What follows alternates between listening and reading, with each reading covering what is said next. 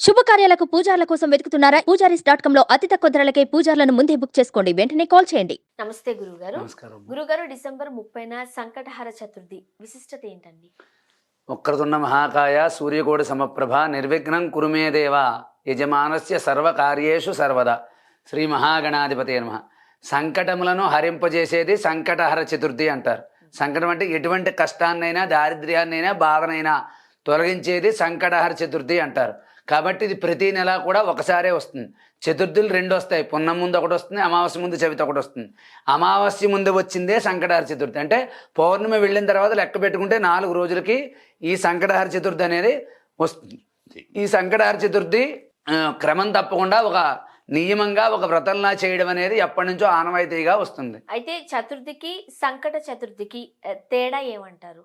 సంకటహర చతుర్థి అంటే ఆ రోజు వినాయకుడికి గరిక పూజ చేసిన రోజు అని చెప్పి కొన్ని పురాణాల్లో అయితే కొన్ని విధానాలు చెప్తూ ఉన్నాయి. అంటే చతుర్థి రోజు మనం నార్మల్ గా పూజలు చేస్తూ ఉంటాము. సంకటహర చతుర్థి రోజు విశిష్టంగా గరికతో పూజ చేయాలి అంటారు. అంటే ఆ రోజు అంటే సంకటహర చతుర్థి నాడు ఆయన ఋషులు ఆయనకి ఆ రోజు పూజ చేసేట గరికతోటి. అప్పటి నుంచి ఆయన చాలా కష్టాలు తొలగించాడని, కష్టాల్లో ఉన్నప్పుడు మునులు లాంటి వాళ్ళు దేవతలు లాంటి వాళ్ళు కూడా పూజ చేస్తే ఆ రోజు అందరి సంకటాలు తొలగించాడని చెప్పి చెప్తూ ఉంటారు. అదేవిధంగా ఆ రోజున ఉపవాసం చేసిన, స్వామివారిని దర్శించిన, గరిక పూజ చేసినా కూడా చాలా విశేషమైన ఫలితం అనేది కలుగుతుంది. కాబట్టి వినాయక చవితి మనం చేసుకుంటాం కదా, ఇది కూడా చవితే, కానీ ప్రతిదీ వినాయక చవితి అవ్వదు.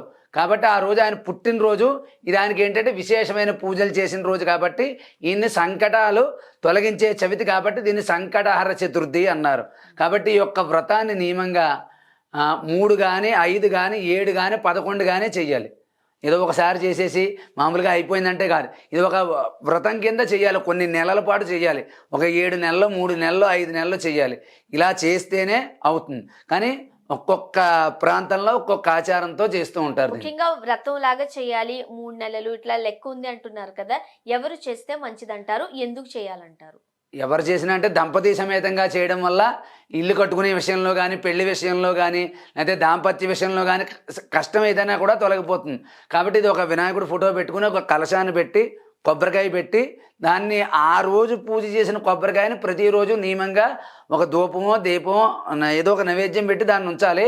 కానీ సంకటహర చతుర్థి నాడు ఆ కొబ్బరికాయకి వినాయకుడు స్వరూపంగా భావించి దానికి గరిక పూజ చేస్తారన్నమాట. కలశం చెంపు పెట్టుకుని గరిక పూజ చేస్తారు. మళ్ళీ పసుపు వినాయకుడికి కూడా పూజ చేస్తారు. చాలా దేవాలయాల్లో ఉదయం హోమం చేస్తారు, సాయంత్రం అభిషేకం చేస్తారు. కాబట్టి మనం కూడా సాయంత్రం పూటే చేయాలి. సంకటహర చతుర్థి అన్ని పూజల్లాగా ఉదయం పూట చేసుకుంటానంటే అవ్వదు. దీన్ని సాయంత్రం వరకు ఉపవాసం ఉండి సాయంత్రం పూజ చేసుకుని చంద్రుడు వచ్చిన తర్వాత ఉపవాసం విడిచిపెట్టి అప్పుడు ఒక బ్రాహ్మణుడిని తీసుకొచ్చి ఉదయం నుంచి ఉపవాసం ఉన్న ఫలితం కోసం ఆ స్వామికి ఇష్టమైనటువంటి కుడుములు ఉండ్రాళ్ళు అంటారు కదా, అవి ఏవైతే ఉన్నాయో అవి ఒక 21 చెయ్యాలి. మనం వినాయక చవితి నాడు 21 పత్రితో పూజ చేస్తాం కాబట్టి వినాయకుడికి ఇష్టమైన సంఖ్య 21. కాబట్టి సగం మనం ఉంచుకోవాలి. సగం వాయనం అంటారు. వాయనం అన్నా దానం అన్నా ఒకటే. అది దానం కింద ఇచ్చాక బ్రాహ్మణుడు ఆశీర్వాదం పుచ్చుకుని అప్పుడు భోజనం చేయాలి. ఇలాగ ఒక 3 నెలలు కానీ 5 నెలలు కానీ 7 నెలలు కానీ చేసినట్లయితే ఎటువంటి కష్టమైనా తొలగిపోతుందని చెప్పి పురాణాల్లో చెప్పబడింది. చాలామంది దేవతలు కూడా వాళ్ళ శక్తుల్ని నిలబెట్టుకోవడానికైనా, అదే చాలామంది వాళ్ళ కార్యాలు విజయం సాధించడానికైనా, యుద్ధ సమయంలోనైనా ఈ యొక్క సంకటహర చతుర్థి వ్రతాన్ని చేశారని చెప్పి పురాణాలు చెప్తున్నాయి. ముఖ్యంగా మనము తులసి కోటకు కానీ లేకపోతే తులసి మాతకు కానీ పూజిస్తూ ఉంటాం. బట్ ఈ సంకటహర చతుర్థి రోజును తులసి మాతను పూజించకూడదు అని చెబుతూ ఉన్నారు. నిజమేనా? ఎందువల్ల? తులసి మాతను పూజించుకోవడం కాదు, తులసిని రోజే పూజించాలమ్మా. తులసి పత్రితో వినాయకుడిని పూజించకూడదు. ఎందుకంటే ఆ లక్ష్మీదేవితో పాటు తులసి కూడా పుట్టింది. పుట్టినప్పుడు ఈ విష్ణుమూర్తి స్వరూపంగా ఉన్నాడని చెప్పి వినాయకుడిని పెళ్లి చేసుకుంటానని వెంటపడింది ఆవిడ. వెంటపడితే నేను పెళ్లి చేసుకోను, నాకు సిద్ధి బుద్ధి పెళ్ళి అయింది అని చెప్పాట వినాయకుడు. కాదు, మీరే నాకు కావాలి, నేను తపస్సు చేసైనా సరే మిమ్మల్ని నేను దక్కించుకుంటాను అని చెప్పినప్పుడు ఏమన్నాడంటే, నువ్వెంతగా ప్రాధేయపడుతున్నావు కాబట్టి, పాల సముద్రంలోంచి పుట్టిన పవిత్రమైన దానివి కాబట్టి నన్ను ప్రతిరోజు కలవడానికి లేదు. అంటే వినాయక చవితి నాడు ఒక దండ కింద కానీ ఒక తులసి పత్రి కానీ నాకు సమర్పిస్తారు. కానీ నీకు రోజు పూజలు అందరిళ్లలోనూ తులసి కోట పెట్టుకుని పూజిస్తారు. నువ్వు విష్ణాంశ సంభూతిని చేసుకుంటానన్నావు కాబట్టి విష్ణుమూర్తికి నువ్వు ప్రియమైన దానిగా అంటే ఇష్టమైన దానిగా ఉంటావు. కాబట్టి విష్ణుమూర్తికి రోజు తులసిమాల వేయాలి. వినాయక చవితికి ఏంటంటే ఈవిడ కోరుకుంది కదా పెళ్లి చేసుకుంటానని, అందుకని చవితి ఒక్క రోజు నాడు ఇచ్చాడనమాట. ఇన్నాళ్ళు మనకు కూడా వచ్చింది, నన్ను పెళ్లి చేసుకుంటానని తపస్సు చేసింది, తపస్సు ఫలితంగా ఆవిడకి ఏదో ఒకటి వరం ఇవ్వాలి కదా అని చెప్పి ఆయన ఏం చేశాడు, వినాయక చవితి నాడు మాత్రమే నా దగ్గరికి వస్తావు నువ్వు, మిగిలినప్పుడు విష్ణుమూర్తి అంశ కావాలన్నావు కదా, రోజు నువ్వు విష్ణుమూర్తి దగ్గర మెడలోనో పాదాల దగ్గర పూజ కిందో విష్ణు సంబంధమైన రామాలయంలోనో వెంకటేశ్వర స్వామికో నువ్వు ఎప్పుడూ పూజనీయురాలివే. కానీ నా ఒక్కడికి మాత్రం వినాయక చవితి నాడు నా దగ్గరికి వచ్చి నా పాదాల దగ్గర నా మెడలో దండ కింద ఉండి నన్ను కలుసుకుని వెళ్ళిపోతూ ఉంటావు.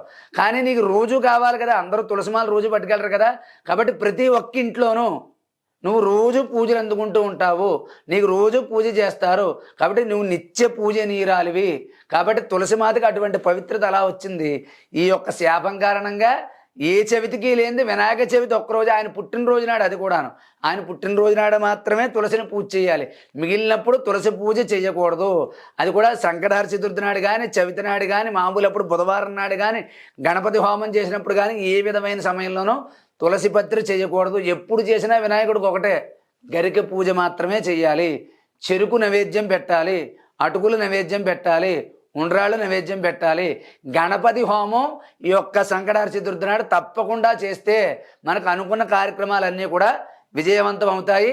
అన్ని కార్యక్రమాలు కూడా ఎటువంటి విఘ్నాలు లేకుండా ముందుకు సాగిపోతాయి. ముఖ్యంగా ఆ రోజంతా ఉపవాసం ఉండాలి, ఉపవాసం తర్వాత ముగించిన తర్వాత కొన్ని పూజా కార్యక్రమాలు కూడా ఉంటాయి అంటారు.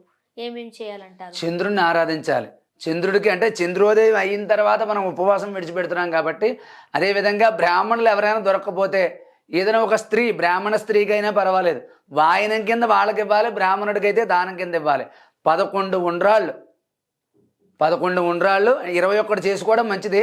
11 దానం ఇచ్చిన తర్వాత చంద్రుడికి ఓం చంద్రాయ నమః, ఓం సోమాయ నమః అనుకునేలా చంద్రుని మనసులో తలుచుకుని, నేను ఈవేళ ఉదయం నుంచి ఉపవాసం ఉన్నాను, నా లోపాలు ఏమైనా ఉంటే తీసేసి నాకు ఈ యొక్క సంకటహర చతుర్థి వ్రత ఫలితాన్ని సంపూర్ణంగా ఇమ్మని చెప్పి ఇటు వినాయకుడిని అటు చంద్రుణ్ణి కూడా నమస్కారం చేసుకుని అర్ఘ్యం సమర్పించిన తర్వాత అప్పుడు ఈ బ్రాహ్మణుడికో, లేకపోతే బ్రాహ్మణులు అన్ని చోట్ల దొరకకపోతే స్త్రీ, ఇక్కడ దొరకకపోతే ఏదో దేవాలయానికి దగ్గరలో ఏదో ఒక దేవాలయం ఉంటుంది, దేవాలయానికి వెళ్ళిపోయి అక్కడ అర్చకుల వారు ఉంటారంటే మరీ రాత్రి 9 అవ్వకుండా 7:30, 8 గంటల కంటే మనం 5:30 ప్రదోషకాల సమయంలోనే పూజ చేసుకోవాలి.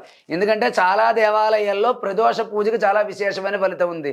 కాబట్టి ఉదయం నుంచి హోమం చేస్తారు, సాయంత్రం వినాయకుడి గుళ్ళో పంచామృతాభిషేకం చేసి, పాలాభిషేకం చేసి, గరిక పూజ చేసి, ఉండ్రాళ్ళు నైవేద్యం పెడతారు. అప్పుడు ఉపవాసం ఉన్న వాళ్ళందరూ అక్కడికి వెళ్ళి ఆ ప్రసాదాన్ని స్వీకరించి ఇంటికి వచ్చేటప్పుడు భోజనం చేస్తారు. ఈ రకంగా కూడా వ్రతాన్ని సంపూర్ణం చేసుకుని ఉపవాసాన్ని విడిచిపెట్టచ్చు అని చెప్పి మనకు శాస్త్రాలు పురాణాలు చెప్తున్నాయి. ముఖ్యంగా సంకటహర చతుర్థి రోజున ఏ ఏ దేవాలయాలను సందర్శిస్తే మంచిదంటారు? కేవలం వినాయకుడికి సంబంధించింది మాత్రమే వెళ్ళాలి. ఎందుకంటే ఆ రోజు ప్రత్యేకించి పూజించే దైవం వినాయకుడు కదా. కాబట్టి అటువంటి వినాయకుడిని పూజించిన ప్రణమ్య శిరసాదేవం గౌరీపుత్రం వినాయకం అని ప్రారంభమవుతుంది సంకటహర చతుర్థి స్తోత్రం. అది మనం విన్నా పర్వాలేదు, చూసి చదువుకున్నా పర్వాలేదు, దాన్ని ఒక 5 సార్లు కానీ 7 సార్లు కానీ 3 సార్లు కానీ చేసినట్లయితే ఆ యొక్క చదివిన తర్వాత ఈ పొద్దున్న నుంచి పూజలో లోపాలు ఏమైనా ఉంటే అవన్నీ కూడా తొలగిపోయి సంపూర్ణమైనటువంటి సంకట చతుర్థి ఫలితం అనేది మనకు తప్పకుండా కలుగుతుంది. దాంట్లో ఒక విషయం చెప్పారు, అష్టేభ్యో బ్రాహ్మణేభ్యశ్చ లిఖిత్వా సమర్పయేత్ అని. నువ్వు చదివావు, నీకు చదవడం రాదు, నీకు గురుపదేశం కావాలి, కాబట్టి దాన్ని ఒక కాగితం మీద 8 సార్లు రాసి, ఆ స్తోత్రాన్ని పుస్తకంలో చూసో వినో 8 పేజీల మీద రాసి, దాన్ని ఎవరైనా బ్రాహ్మణుడికి ఒక పండు ఫలము ఈ రాసిన కాగితం ఒకటి, ఈ పండు ఫలము రాసిన కాగితం ఒకటి సమర్పించినా కూడా సంపూర్ణంగా సంకటహర చతుర్థి నాడు చేసిన దోషాలు కానీ, పూజలో దోషాలు కానీ అన్నీ తొలగిపోతాయి అని చెప్పి ఆ స్తోత్రంలోనే చెప్పారనమాట. ఈ యొక్క స్తోత్రాన్ని తప్పకుండా వినాలి. మనం పూజ ఎంత ఫలితమో, ఆ వ్రతం ఎంత ఫలితమో, ఉపవాసం ఎంత ఫలితమో ఈ యొక్క స్తోత్రం చదవడం అనేది తప్పకుండా చదవాలి. సంకటహర చతుర్థి కాకపోయినా మనం ఏదైనా పని మీద వెళ్తున్నాం, అది తప్పకుండా చదువుకుని వెళ్తే కష్టం నెరవేరిపోతుంది. అంటే ఒక 100% అవ్వాల్సిన పని 70%, 70% పూర్తవుతుంది. అదేమీ లేదు, మామూలుగా వెళ్ళిపోయామనుకోండి మళ్ళీ వెనక్కి తిరిగి రావడం అవుతుంది. అంటే అది అన్నిసార్లు కాదు. ఈరోజు మనం అష్టం వచ్చింది వెళ్ళకూడదు, కానీ పని ఉంది వెళ్ళాలి, అవుతుందా అవదా? ఈ యొక్క స్తోత్రాన్ని సంకటహర చతుర్థి నాడు చదువుకునే స్తోత్రాన్ని సంకట నాశన గణేశ స్తోత్రం అంటారు. ఈ యొక్క స్తోత్రాన్ని చదువుకుని వినాయకుడికి నమస్కరించుకుని వెళ్ళినట్లయితే అంటే అది ముహూర్తం నక్షత్రం బాగోలేదండి ఈవేళ ప్రయాణం పెట్టుకొని అంటారు. అలాంటివన్నీ కూడా నెరవేరిపోతాయి. అంత గొప్పది సంకటహర చతుర్థి వ్రతం. అంటే అన్ని సంకటాలు తొలగిపోతాయి. అది అందుకే సంకట హర చతుర్థి. సంకటాలు అంటే కష్టాలు, హర అంటే తొలగించడం, చతుర్థి అంటే చవితి. ఇదే సంకటహర చతుర్థి అంటారు. కాబట్టి ఆ ప్రతి పూజకైనా నోవుకైనా వ్రతానికైనా దాంట్లో పేరులో కొంత ఉంటుంది కదమ్మా. సంకటహర చతుర్థి, సంకటాలని హరింపు చేసే చతుర్థి సంకటహర చతుర్థి. దాని గురించి పూజ తెలుసుకోవాలి తప్ప దాని ఫలితం ఏంటి అనేది ఆ పేరులోనే ఉంది. కాబట్టి ఎటువంటి సంకటాన్నైనా హరింపజేసే చతుర్థి సంకటహర చతుర్థి. ఈరోజు గణపతి పూజ చెయ్యండి, గరిక పూజ చెయ్యండి. బాగా అవకాశం ఉన్నవారు గణపతి హోమాన్ని జరిపించుకోవడం చాలా విశేషంగా చెప్పదగినటువంటి సూచన. గురుగారు, సంకటహర చతుర్థి విశిష్టత అలానే ఆ రోజు పాటించాల్సిన నియమ నిబంధనలు వివరంగా తెలియజేశారు. ధన్యవాదాలు. సంతోషం.